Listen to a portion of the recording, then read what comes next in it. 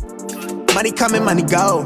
I've been at it on the low. Trapping out of where I live. I keep seeing the leaders doing, let's be talking planes and maybe seeing you. Pull up on you, let me scoop. Hey you guys, welcome back to my channel. I'm Chris. This is Krissnaildit. If you're a returning subscriber, hey girl, hey. If you are new, hey boo, go ahead and hit that subscribe button, please, and thank you. Alright you guys, let's get into today's vlog. So we are discussing entrepreneurship and starting up a nail business, okay? A lot of you do not know. If you have watched one of my first vlogs, which was my mukbang or my what I wish I knew before I was a nail tech vlog, you will see that I kind of already touched bases on here, but that was more so talking about my experience. And basically, I'm still gonna be talking about my experience, but it's a whole different aspect of being a nail tech that I was discussing then, like things that I wish I would have known before I became a nail tech. Now I'm going to talk to you about entrepreneurship and just basically like the little things that that you know that aren't talked about enough when it comes to entrepreneurship, when it comes to starting a business, and that's any business. And the first thing I'm going to touch on when wanting to become a nail tech, if you want to start a business as a nail tech, you first and foremost need to retrieve your nail tech license. You can get a cosmetology license, or if they offer just nails as a nail tech, it would be a manicurist license. Some schools offer that. You can get that as well. That's what I have. I have a manicurist license. I do not have a cosmetology license. But if you want to, dib and dab into all the other beauty forms of beauty, which are, brows, skincare, and hair, go for it. At the time, I just wanted to do nails. If I were to do anything else, I would probably do like eyebrows or something, but I have like very perfect eyebrows, bro. But anyways, and what's the next thing? So that's pretty much it to begin with. Like, honestly, to start a business, a nail tech, that's what you need. You need a nail tech license. As far as jobs are concerned, so it really depends on what are you trying to do with your license. What are you trying to do as a nail tech? For me, I dipped and dabbed in every single thing that you could think of as far as work related. I've worked for commission, I've done booth rent, and I've paid for a suite. So it really just depends on where you're trying to go with your career. Now, for me, I started out at a salon. And when I worked at the salon, I worked commission based, and it's terrible. In Memphis, like a lot of salons, they try to pay you like 45, 55 or something like that. It really just depends. My first job, I was making 45% of what I earned for them, which was nothing, y'all, when I got them checks. But anyways, and I also did commission at another salon where I did 60-40. I got 60, they did 40. So that wasn't too bad, but it was still like, almost half. And then I did booth renting, in which it really all depends on where you go booth renting. The cheapest that I paid so far, as far as booth renting in somebody's suite, the cheapest I paid was $125, but then she went up over time. Like, she would go up every 6 months, and the ending fee was like $175 a week. But I started out as $125 a week, then I went to $150 a week, and then she got me to $175. So it really just depends on who you work with. And I had a contract, so I understood that was the process of it.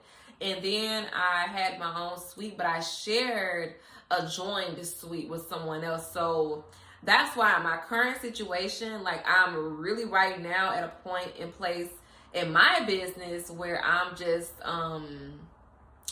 I'm basically reviewing over everything that I've learned over these last 6 to 7 years and what I'm trying to move forward and do this year in 2022.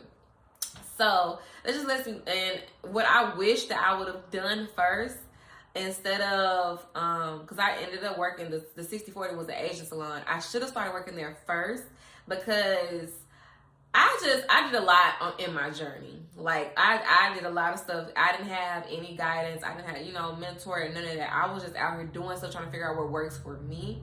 In the process, that's good, but I feel like, you know, it kind of held me back a little bit from my potential and where I could be right now if I would have just stayed my ground and stayed where I was. Because I had moved out of Memphis after my first 3 months of working in a nail shop. And that was probably one of the worst decisions I made. I did gain a lot of experience on my own as an independent nail tech whenever I lived in Houston, but it was a lot harder for me to build my clientele, and it was a lot harder for me to work in nail shops when I was down there. And not because I didn't have my license. I got reciprocity, and I'm licensed in Texas, but it's just like, it's a different standard there. Like, they're more family oriented, and they want you to be Vietnamese, and they want you to speak their language, and they also want you to have more than one certificate. So it really just depends on what state you're in.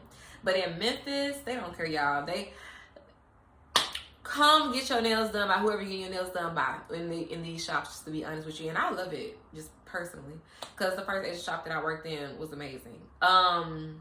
What else you should know is, if you're going to be independent, you do not have to have thousands of dollars to start off your business, especially if you're going to go booth rent somewhere, or if you're going to get your own suite. You do not need to have that much money. You know what I'm saying? I started off with $125 the week that I needed $25 to pay my booth rent.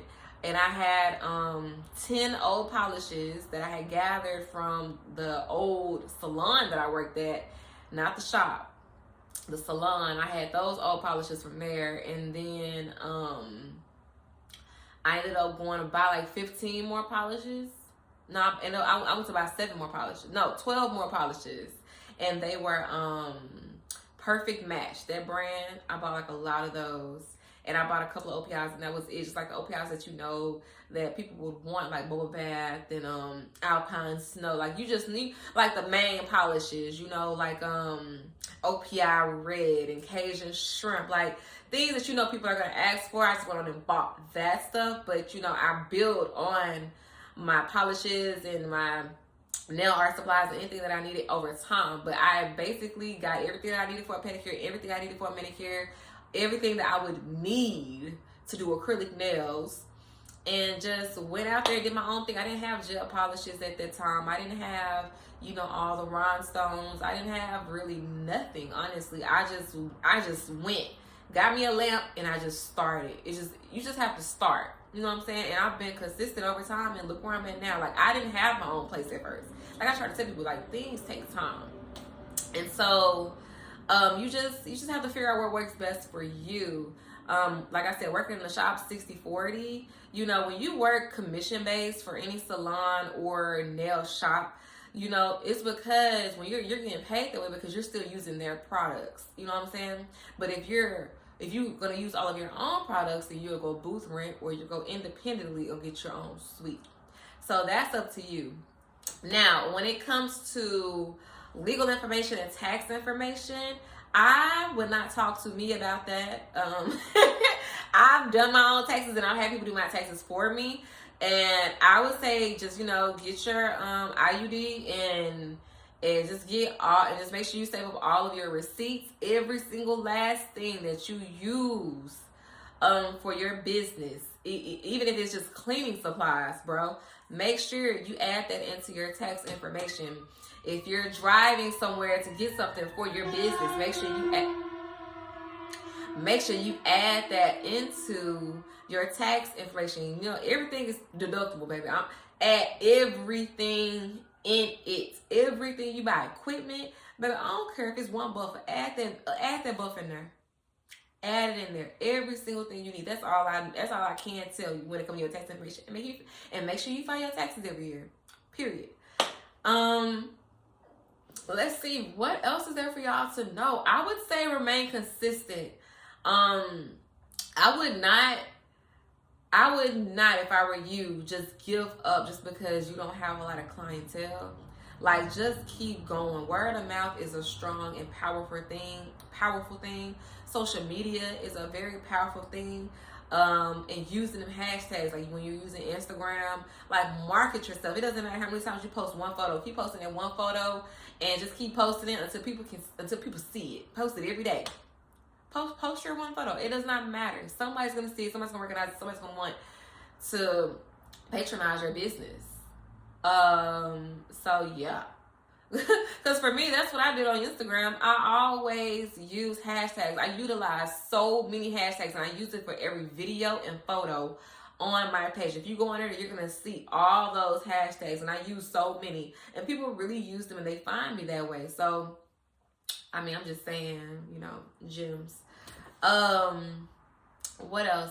When it's going to buy nail supplies, y'all, when you're starting out, you do not need to buy the most expensive nail supplies.